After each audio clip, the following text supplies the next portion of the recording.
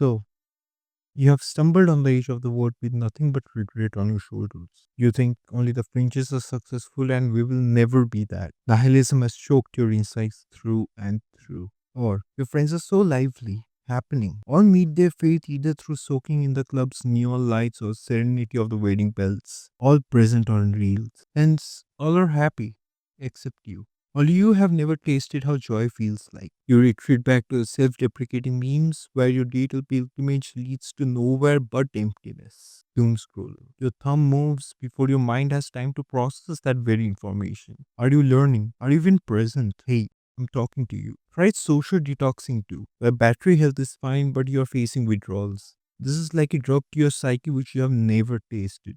Earlier, when we were kids, times were different. We used to leave home early and come home late. Home was homely. Everyone used to hear your thoughts. Now the kids don't even play unless forced to. You might ask what happened.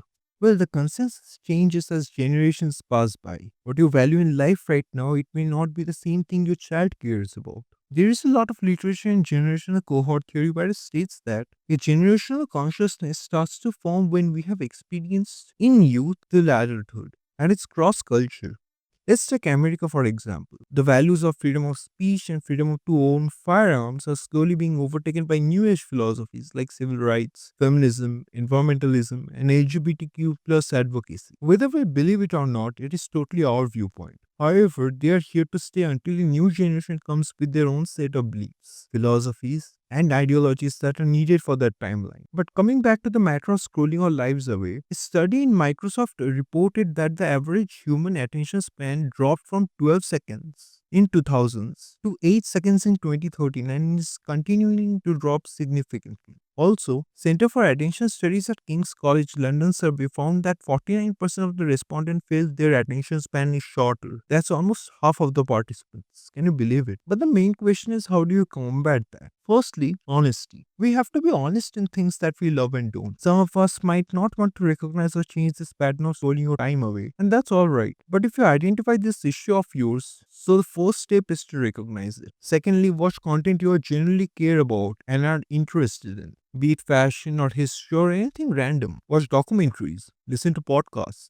What I do is, if I like the content which is informative in nature, I tend to write the important points on paper and narrate them in my head. In this manner, I learn and also take actionable steps to not forget about them. Also, read books. I cannot emphasize this enough. It will be distracting at first, but with some practice, like anything, it gets better if you're new at it. Great authors tackle boredom very subtly. Find some topic you are interested in and read aloud in your mind.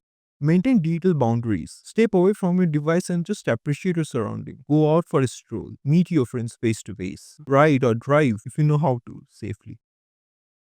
So here you are at the summit of your being better, much better. Let your mind relax. Because at the edge of the world, there is an ocean of stars you could visit with your mind. You could see the nebulae create imagery in such fine detail. Many planets want to see you too. You could see all that only if you move your head up.